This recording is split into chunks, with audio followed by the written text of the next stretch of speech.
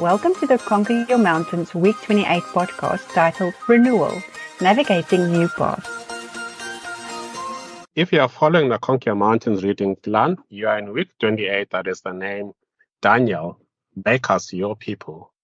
My name is Amanda De Witt, and I am the senior editor at LUCA, the faith and inspiration imprint of Penguin Random House South Africa. And I am Mandla Moyo, the author of an inspirational book called Conquer Your Mountains, as well as a science fiction book called The Fallen Angel. Amanda, the theme of today's episode is about renewal. What does Conquer Your Mountains say about that? The book talks about how we shouldn't feel like abandoned orphans. And specifically, it says, there have been numerous times in my life when I've been thrust into a new situation, such as a new job, a new school, or any other new setting. Often my initial reaction is that I do not belong, even though I've been given a new contract or a new uniform. Despite all these changes, nothing changes my core. There's this old saying that says the only constant in life is change. What would you say is at your core that doesn't change? I think your core is your true essence. And for me, it's who I am and who I belong to. It's who I follow and what my purpose is. And the reason why Conquer Your Mountains talks about how we shouldn't feel like we're orphans. Often when you're in a new situation, you're starting to ask yourself, who are you really? Because you're now in this new environment or new job. Are you still the same person? And the encouragement there is that if your core is true and your core is strong, you won't feel like you've been abandoned and stuck in a new situation. You'll have comfort that who you are is constant. It doesn't have to change just because the environment around you has shifted. Okay, that makes a lot of sense. So a strong sense of self and who you are as an individual helps you to manage change. So have you ever found yourself in a completely new environment? And how did you handle that initial feeling of not belonging? Yeah, very, very often I've been in new environments. Yeah, so in my life, I've moved cities. At one stage, I had to start life again in Harare in Zimbabwe. And the other big change was many years ago when we moved to Cape Town. And in all of those situations, there's the initial excitement of being in a new environment.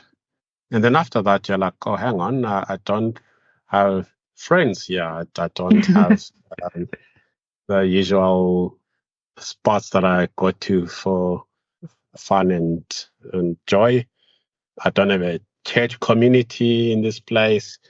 You find that there's so many things that you keep using terms I don't have. I don't have this, I don't have that.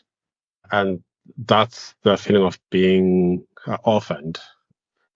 And it's important in those situations to embrace that discomfort of being pulled away from your roots and look for that joy that comes with creating new connections. And part of that process can involve finding bridges from the past to the future.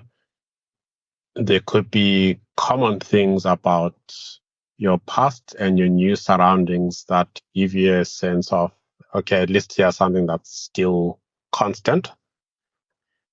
But you also need to find your new place. So you mustn't always compare to what you had in the past. Maybe you have to start totally new and find your new place in that setting.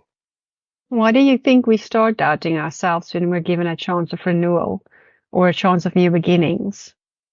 So when we are in a new place, and I'll use the analogy of wearing a new uniform. So you've started a new job, they've given you a new uniform. You used to work at a particular retail shop, and maybe your uniform was green and you wore that for 20 years. And now you've started a new job and you now have a red uniform. It's only the external part that has changed, but remember, they employed you because of who you are, not because of who you are going to become. So it's a trick of the mind that because the external has changed, our mind starts to ask whether the internal has changed. And that comes back to the strong core. If you are confident that your true purpose and your true being is still the same, there's no need to have doubt about yourself. So ultimately, it's a conflict between what is sitting by your outer shell compared to what is in your inner core. So the process of change can be a bit uncomfortable. What would you say? So, for example, you're a person, if you decided this year you're going to be more healthy, you're going to exercise, you're going to eat healthier, you're going to take more time to rest and live a bit of more balanced life. But the old ways of being is still pulling you back because it's comfortable. It's what you've known, and change and to what you're working towards is the unknown. So do you perhaps have any advice for people who feel like they might just want to go back to what they've known because change is too difficult? Yeah, change is difficult whether you're an individual or an organization. Often in organizations, we talk about change management processes.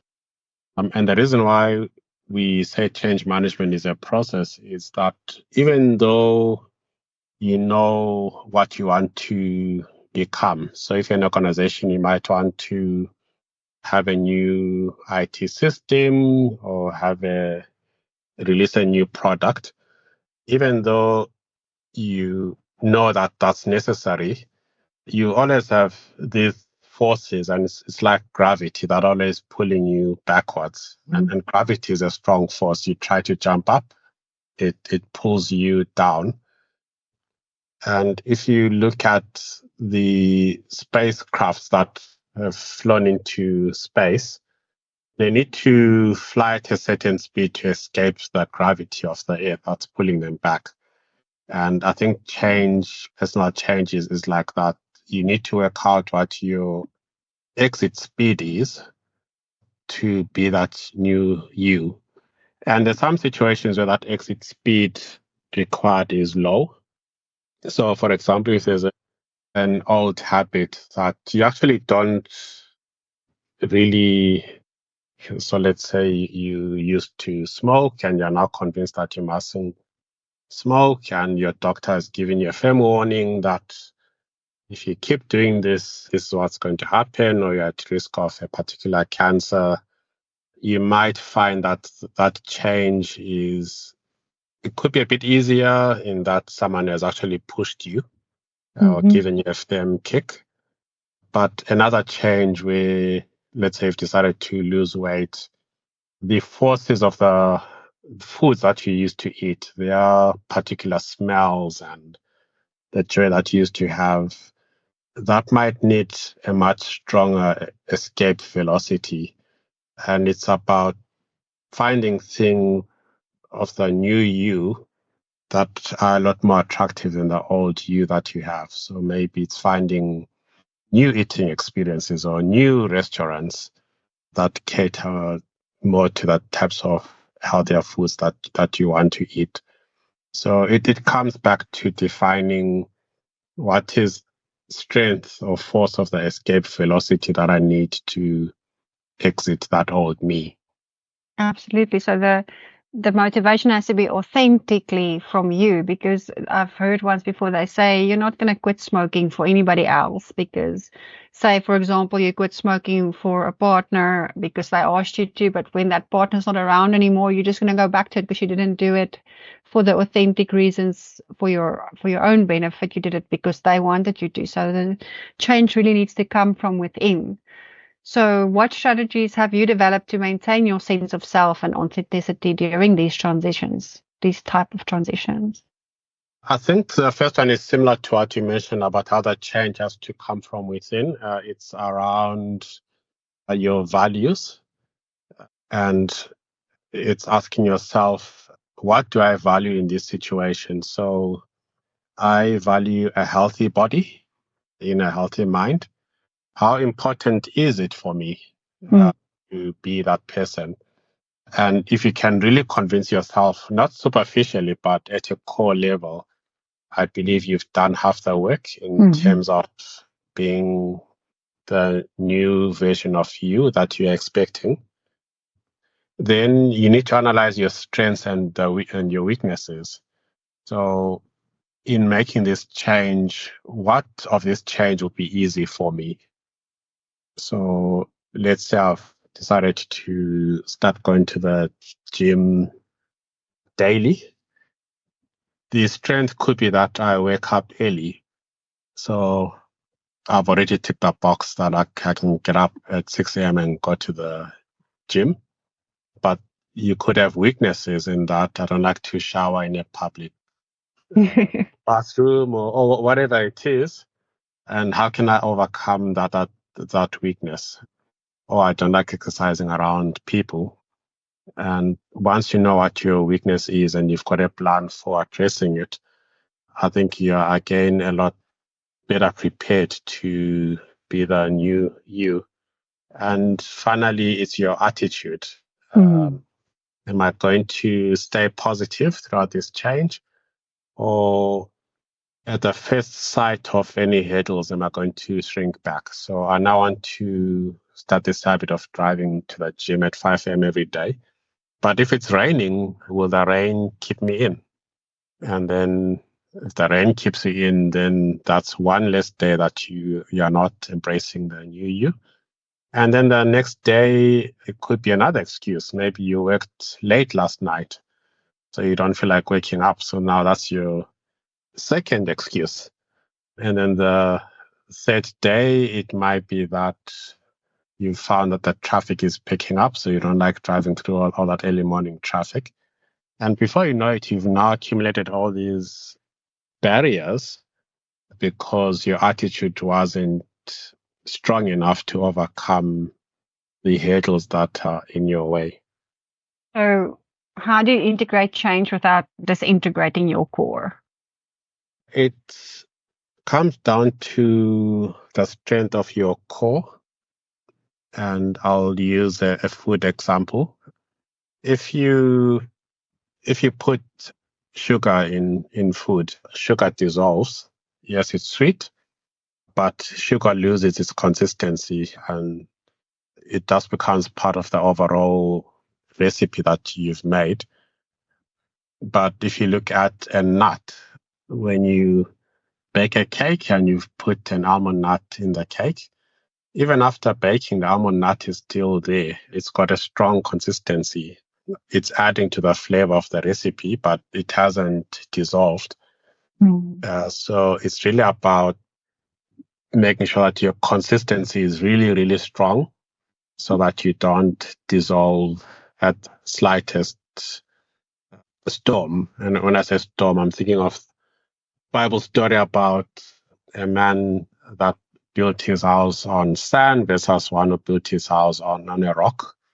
It's about whether you've built your house on sand, it can easily be washed away, or have you built on rock where you're firm, whatever the situation is. We seem to like the theme of resilience in our podcast. What role does resilience play in navigating these shifts? How do you bounce back when you feel out of place? It's really about, last week we talked about how you need to roll with the punches. It's about how you appreciate the growth and learning from tough situations. And in this case, that tough situation is tough because you're in a new environment or you're trying to be a new you. So just appreciate that growth and learning and sit back and embrace the process, embrace the discomfort, and acknowledge that any discomfort that you have is temporary. So in all the changes that I've had to make with moved cities or changed jobs, the discomfort has only been for a short while. And then before you know it, you've adapted. Your body and your mind are a lot stronger than you give them credit for in adapting to new circumstances. Sometimes when we make changes and we end up in new places, we can have a bit of imposter syndrome where we feel like we're not there. We're not really who we are, we're supposed to be there. Can you share a personal story of a time when you felt like an imposter but eventually found your footing? Yeah, I've often felt like an imposter when I've come into a new role. I remember when I first got into a management position, initially I was like, I don't belong here. I'm not yet ready to be a leader. And it took a while for me to be comfortable in my own skin and to have enough confidence to exert my role as a leader. It did require time to navigate the new responsibilities, and it did need me to focus on my core, on who I am, and to believe in myself. And I think everyone has got that opportunity to be strong in believing in themselves, even if things or signs have shifted. Before we close, what advice do you have for someone stepping into a new role or environment? I'd say be brave, be courageous, be strong. You have the capability to step into this place and to make an impact.